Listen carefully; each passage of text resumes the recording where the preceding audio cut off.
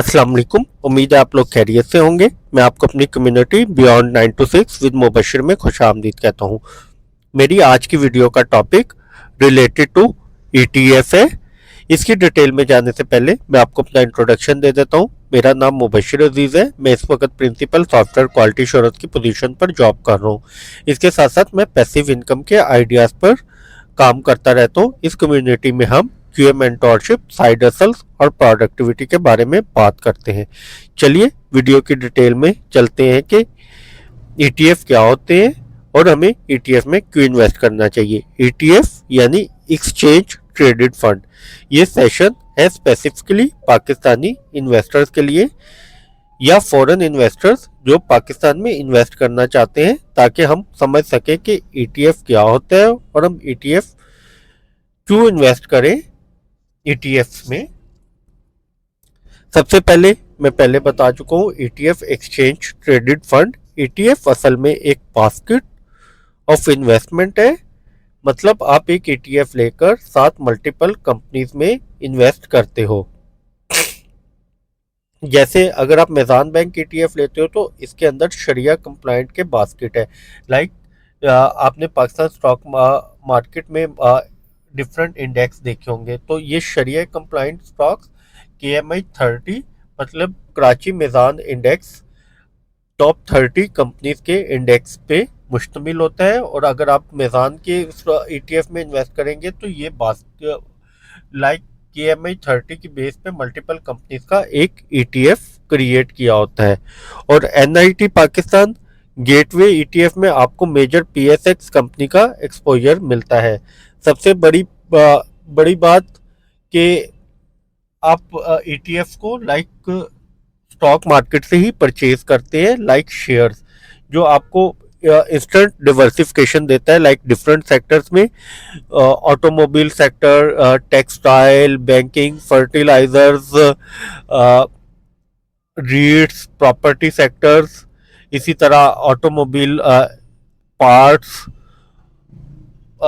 Total 38 sectors है। तो आपको वो टॉप PSX 100, KSE 100 या KMI 30 की बेस पे आपका एक ETF क्रिएट करके और एक उसकी प्राइस डिफाइन करके आपको स्टॉक मार्केट के थ्रू आप परचेज कर सकते हैं।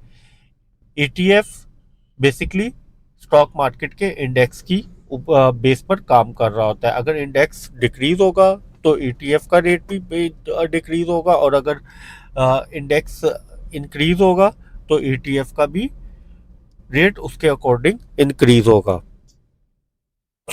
सबसे बड़ी बात, ETF एक्सचेंज पे ट्रेड होती है बिल्कुल जैसे कि मैं आपको बता चुका हूँ कि बिल्कुल एक शेयर की तरह। आप मार्केट आवर्स में ETFs को आप सिर्फ मार्केट आवर्स में बाय और सेल कर सकते हैं।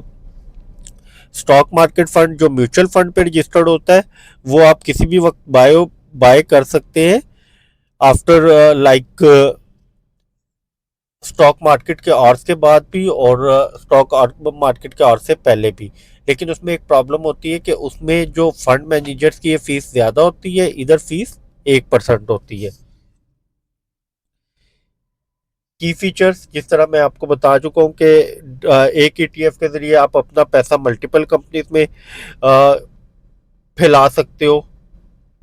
लो कॉस्ट होता है। अगर आप म्यूचुअल फंड के लाइक स्टॉक फंड से कंपेयर करेंगे तो इसके चार्जेस कम होते हैं। वहाँ 3 to 5% म्यूचुअल फंड के फंड मैनेजर्स की फीस होती है, या 1% मैक्सिमम ETF की फीस है अगर आप स्टॉक मार्केट के थ्रू परचेज कर रहे हैं। फ्लेक्सिबिलिटी जिस तरह मैं आपको बता चुका हूँ कि आप ड्यूरिंग स्टॉक मार्केट टाइमिंग्स आप कभी भी बाय और सेल कर सकते हैं ETFs को। ट्रांसपेरेंसी, ETF की होल्डिंग पब्लिकली अवेलेबल भी होती है कि लाइक कि आप किसी भी ETF को सरमाया या स्टॉक मार्केट के डाटा पोर्टल पे चेक करेंगे, वहाँ आपको गिवन होगी कि उस फंड मैनेजर में ने इस मंथ किस किस कंपनी में इन्वेस्ट किया, और ये लाइव अपडेट होती रहती है। असेस टू मार्केट, लोकल और इंटरनेशनल दोनों मार्केट में एक्सपोजर मिलता है। जिस तरह लकी सीमेंट का इन्वेस्टमेंट प्लांट पाकिस्तान में भी है, कॉन्गो में भी है, श्रीलंका में भी है। तो यानी आप अगर लकी सीमेंट में इन्वेस्ट करेंगे और दूसरी कंपनी में भी आपको इंटरनेशनल और लोकल एक्सपोजर दोनों मिलेगा। वाई इन्वेस्ट इन ईटीएफ, जिस तरह मैंने आपको बता दिया कि आपको मल्टीपल कंपनीज में स्प्रेड मिलता है, कॉस्ट इफेक्टिव होती है फॉर स्मॉल इन्वेस्टर्स। कोई भी लाइक के जिसको अगर पाकिस्तान स्टॉक मार्केट का आइडिया भी नहीं है तो फंड मैनेजर उसके बिहाफ पे स्टॉक ईटीएफ को कंट्रोल कर रहा होता है, तो कोई भी जिसका स्टार्ट नॉलेज भी है तो वो ईटीएफ में इन्वेस्ट कर सकता है, सिर्फ उसे आइडिया हो कि पाकिस्तान स्टॉक मार्केट में उसने अकाउंट किस तरह क्रिएट करना है। इसके अलावा आप को इन्फ्लेशन और डिवेल्यूशन, मतलब कि इन्फ्लेशन के अगेंस्ट ये गुड एज है कि आपको पीकेआर डेप्रिसिएशन से भी बचाती है, और access to foreign markets via ETF, यानी आप ईटीएफ के थ्रू गोल्ड जैसी कमोडिटीज में भी इजीली इन्वेस्ट कर सकते हो। ETF for Pakistani on PSX, multiple ETF Pakistani stock market में रजिस्टर्ड है, जिस तरह मेज़ान बैंक है ईटीएफ शरिया compliant, NIT Pakistan gateway ETF या यूबीएल ईटीएफ। इसके अलावा MCB investment management, HBL growth fund, Mahaana Islamic index जो कि लास्ट ईयर स्टॉक मार्केट में रजिस्टर्ड हुआ था, ये भी एक अच्छा ईटीएफ है। इसी तरह आप एग्जाम्पल जीएस बैंक का, जीएस बैंक के दो ईटीएफ हैं, एक जीएस लाइक के मल्टीपल कंपनीज और एक जीएस का बैंकिंग ईटीएफ है जो स्पेसिफिकली बैंकिंग में इन्वेस्ट करता है। अगर आप बैंकिंग का एक्सपोजर लेना चाहते हैं तो जीएस के बैंकिंग ईटीएफ में करें, जिस तरह इंडेक्स बढ़ेगा उसका ईटीएफ भी ग्रो होगा अकॉर्डिंग टू इंडेक्स और share price of multiple banks. आप इंटरनेशनल ईटीएफ में भी इन्वेस्ट कर सकते हैं via broker, S&P 500 gold, emerging market ETF, लेकिन मैं आपको रिकमेंड करूंगा कि आप पाकिस्तानी स्टॉक मार्केट के ईटीएफ में इन्वेस्ट करें। पाकिस्तानी स्टॉक मार्केट अभी भी अंडर वैल्यूड है as compare to other markets like China, Singapore, Hong Kong, Malaysia, even के यूएस और यूरोप के कंपैरिजन में। अच्छा, ईटीएफ में रिस्क क्या होते हैं कि लाइक के क्या रिस्क है ईटीएफ में? ईटीएफ में मार्केट फ्लक्चुएशन कर सकती है after on effect of ETF value. Sector specific ETF can be volatile.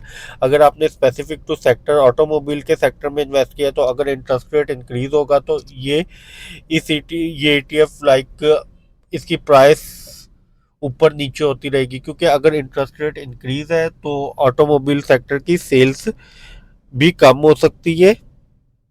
और इसके अलावा करेंसी रिस्क, मतलब अगर डॉलर की वैल्यू इंक्रीज होगी तो आपका हो सकता है, जिस तरह मैं पहले बता चुका हूँ, इंटरेस्ट रेट इंक्रीज होगा तो करेंसी रिस्क भी होता है। और अगर आपने ईटीएफ में इन्वेस्ट करना है तो आपका माइंडसेट होना चाहिए कि आपने पहले थोड़ी सी रिसर्च कर लेनी है और लॉन्गर टर्म के लिए करना है। ऐसे ईटीएफ लेने जो मल्टीपल सेक्टर्स में इन्वेस्ट कर रहे हो, और शॉर्ट टर्म के लिए नहीं, एटलीस्ट 5 ईयर्स के लिए आपने ईटीएफ में इन्वेस्ट करना है, क्योंकि 5 ईयर्स में अप एंड डाउन पीरियड आता है। तो आप अप एंड डाउन पीरियड और आप ईटीएफ में इन्वेस्ट करने से पहले आप अपनी देख लें कि आपकी नीड या आपका क्या गोल है। अगर आपका लॉन्गर टर्म गोल है तो आप ईटीएफ में इन्वेस्ट कर लें, बल्कि आप किसी भी शेयर में इन्वेस्ट करेंगे वो अकॉर्डिंग टू आपको चेक करना होगा कि आपका गोल क्या है। अगर गोल लाइक के लॉन्गर टर्म है, मोर देन 5 to 7 ईयर्स, तो देन आप स्टॉक मार्केट में इन्वेस्ट करें, वरना आप म्यूचुअल फंड के लो रिस्क लाइक फंड में different cash fund, income fund या स्पेशल सेविंग्स प्लान या बैंकिंग के सेविंग अकाउंट में इन्वेस्ट करें। अगर आपका लॉन्गर टर्म है और आप एज कंपेयर टू इन्फ्लेशन ज़्यादा यानी प्रॉफिट लेना चाहते हैं तो आप ईटीएफ या स्टॉक मार्केट के स्पेसिफिक स्टॉक्स में इन्वेस्ट करें। कंक्लूजन, ईटीएफ आपको डिवर्सिफिकेशन देते हैं, फ्लेक्सिबिलिटी है और कॉस्ट एफिशिएंसी है। अगर as compare to mutual fund करें तो इसकी फीस 1% है। पाकिस्तानी लाइक के बिगनर इन्वेस्टर के लिए ये एक अच्छा ऑप्शन है और आपको प्रोटेक्ट करती है इन्फ्लेशन से और पीकेआर डिवैल्यूएशन से, और एटलीस्ट आप सोचिए ना, स्टार्ट करें, बेशक छोटे से करें, और ये वक्त के साथ साथ ईटीएफ ग्रेजुअली ग्रो करेगा। और ईटीएफ में इन्वेस्ट करने से पहले, जिस तरह मैं आपको शुरू में एक्सप्लेन कर चुका हूँ, कि लॉन्ग टर्म सोचिएगा, शॉर्ट टर्म नहीं। जितना आप लॉन्गर टर्म सोचेंगे इतना आपकी लाइक के इन्वेस्टमेंट मल्टीप्लाई होगी।